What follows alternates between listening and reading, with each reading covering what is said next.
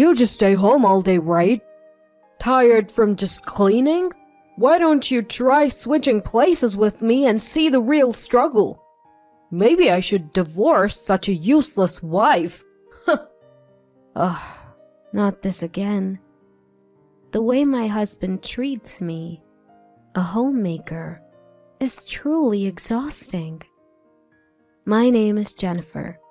I'm a 34-year-old woman. I married David, my coworker, 2 years ago after a workplace romance. Back then, I planned to continue working after marriage. But David said, I'll work hard outside. You take care of the home. That's my ideal. Men work outside, women protect the home. I naively agreed. I quit my job to become a full-time homemaker, influenced by David's perspective. I used to be easily swayed by others' opinions. Above all, I deeply loved David. So, I followed whatever he said without questioning. I guess I was blinded by love. If only I had stood my ground and not quit my job. Maybe things wouldn't have turned out this way. That's what I still believe. People think homemakers just laze around at home all day. But in reality, it's not like that. Cleaning, laundry, neighborhood meetings, they all consume more time than one might think. Doing all these tasks daily by myself is honestly tough. Employees get weekends off, but homemakers don't. So, on Sundays when David's home, I'd ask, "Hey, I'm a bit busy. Could you help clean the bathroom?" But he'd instantly get grumpy. Seriously? I work every day to provide, and now you want me to work at home too? Who do you think provides the meals? If I dared to say, "I appreciate your hard work during the week, but we're a team, right? Can't you help out a bit on your days off?" David would snap back. Stop bossing me around. You think you can survive on your own, just being a homemaker? Want a divorce? David immediately snapped. Who do you think you are? Just because you're home all day doesn't mean you can boss me around. Want me to divorce you? Think you, just a housewife, can survive on your own? Shockingly, he threatened divorce. I was at a loss for words.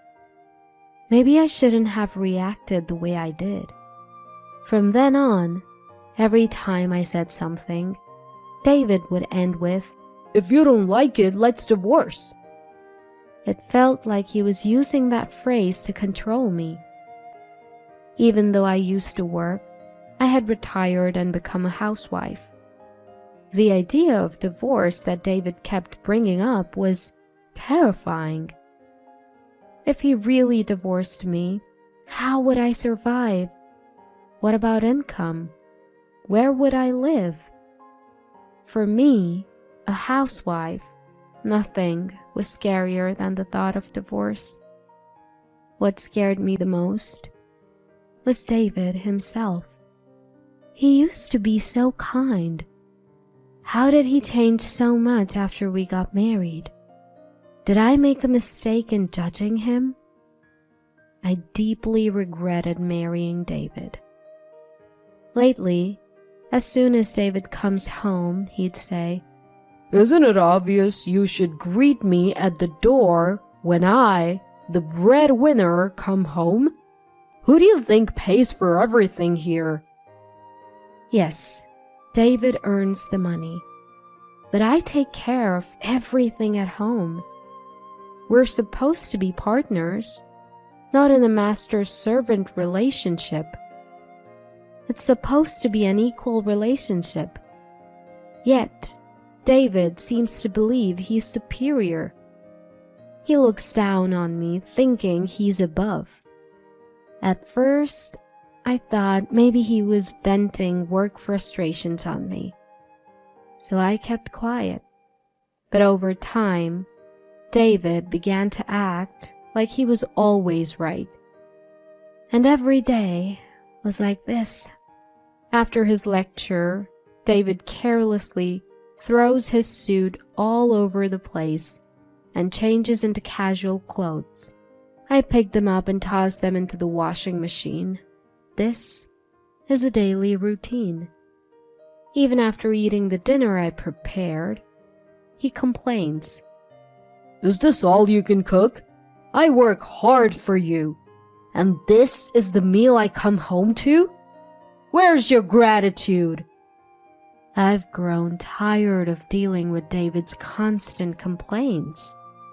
Despite David not earning a high salary, I manage our finances, saving for our future children, leaving little room for extra expenses.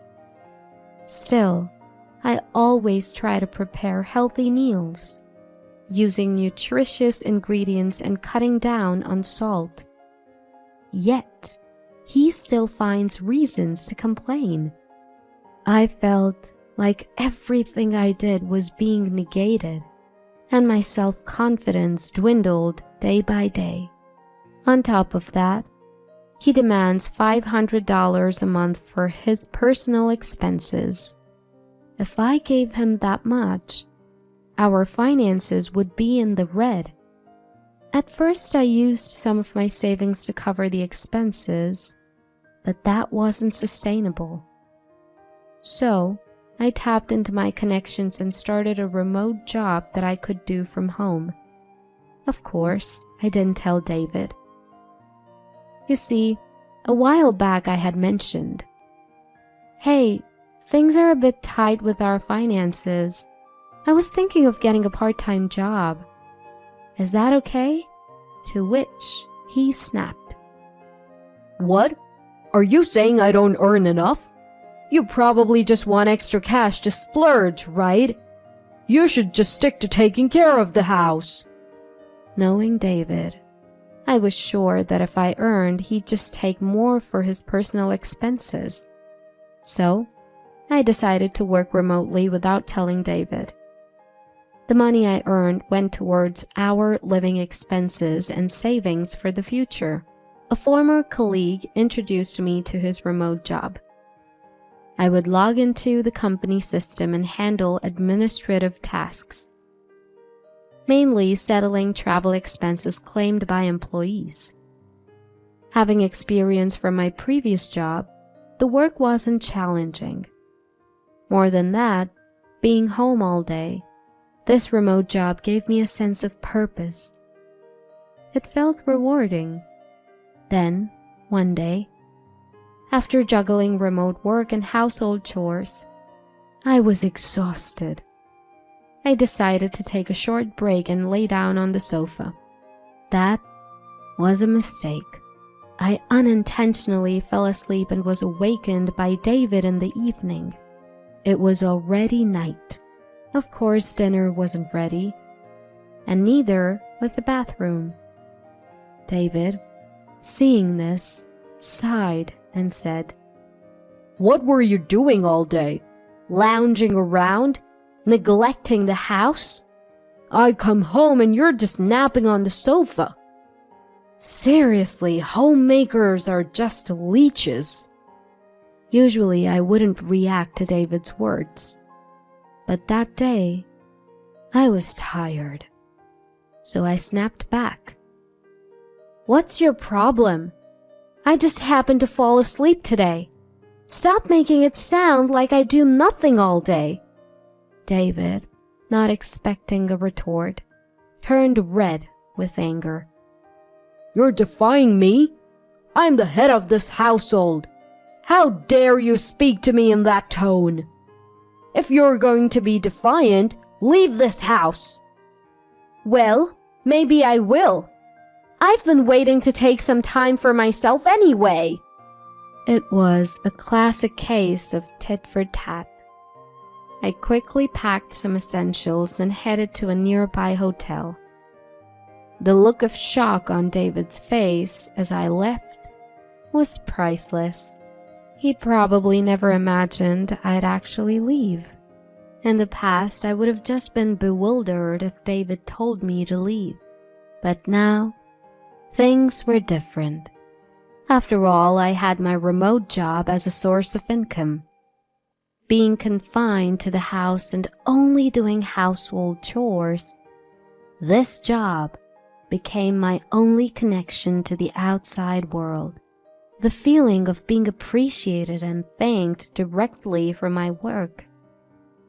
Seeing my efforts being rewarded with a paycheck. Having never received gratitude from David for all the housework, this job had become a significant part of my life. Thanks to my remote job, I gained confidence and strength. Maybe some time apart would be good for both of us. With that thought, I lived in the hotel for about a week. During that time, I continued my remote work from the hotel and even uncovered some fraudulent activities by an employee. Then, one day, my phone rang. It was David. I was thinking it might be time for me to return home. So I hoped this call would be the perfect opportunity. When I answered, David said, "Hey, isn't it about time you came back? You've had some time to reflect, right?" Who does he think needs to reflect here? Even as I was at loss for words, David continued, "You must be missing me, right? Life must be tough without me. If you apologize, I'll let you come back home."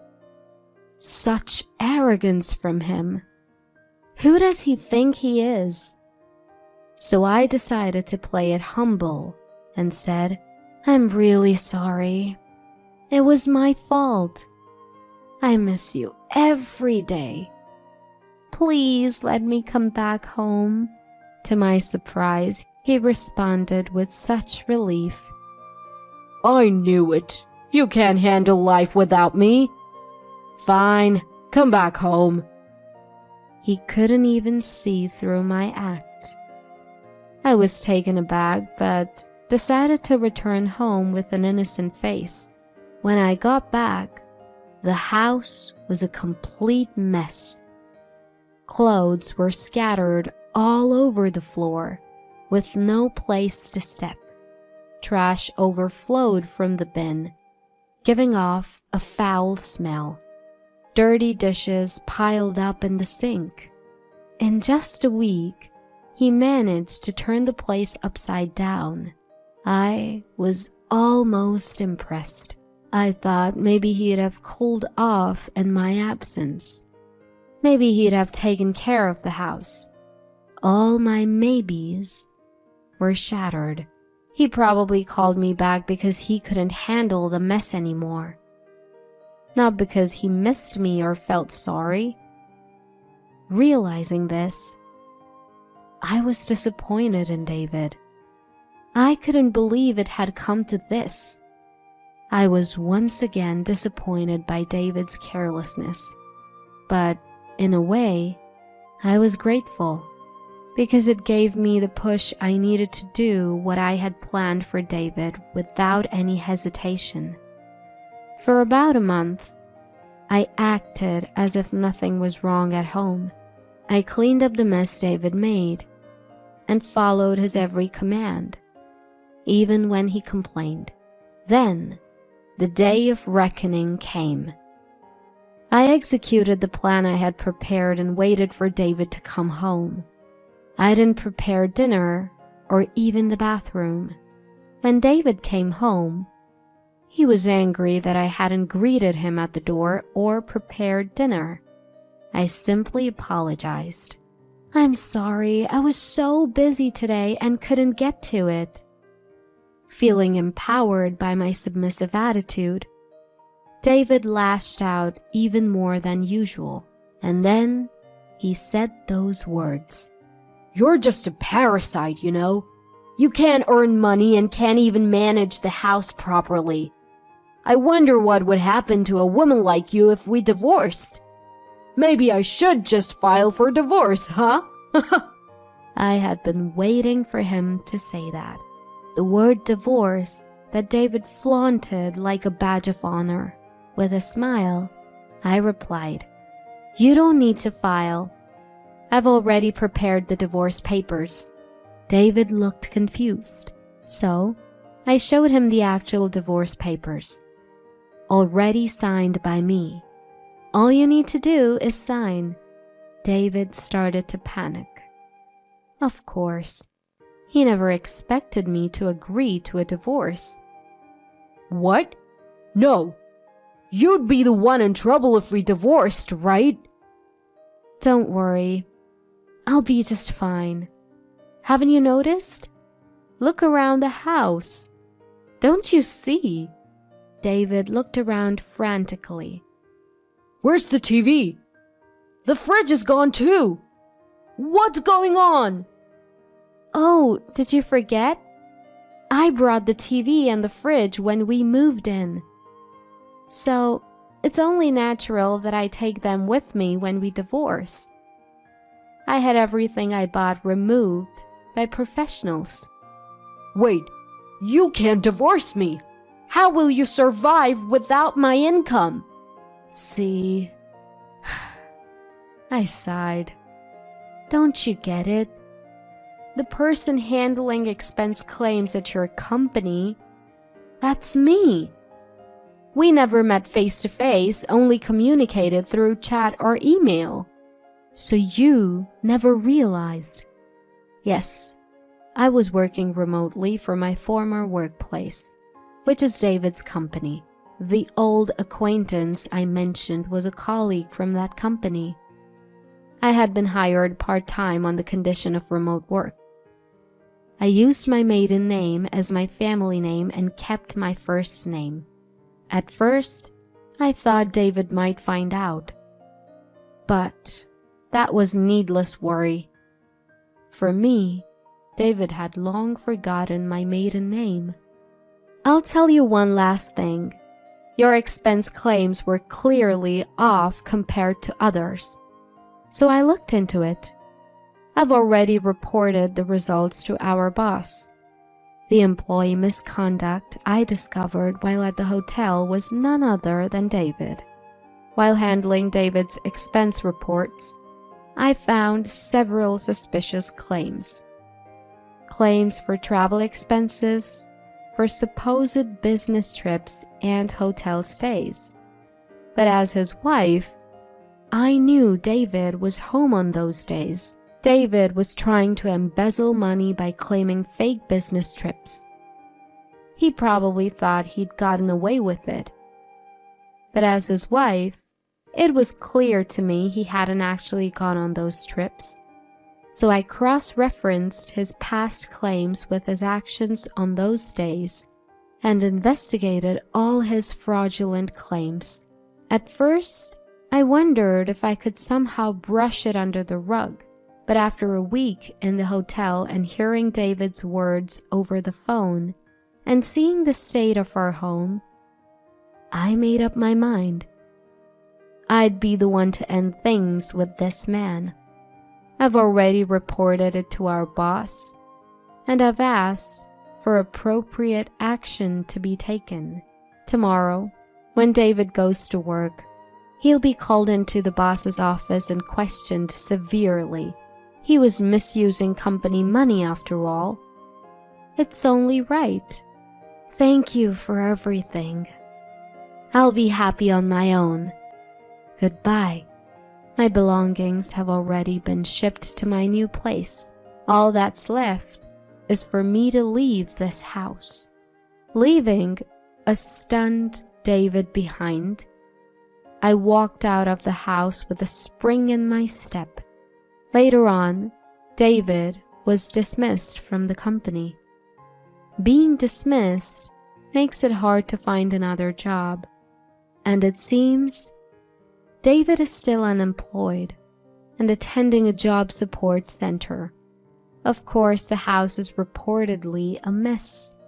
David was reluctant to sign the divorce papers and kept asking me to come back, but I had no intention of doing so.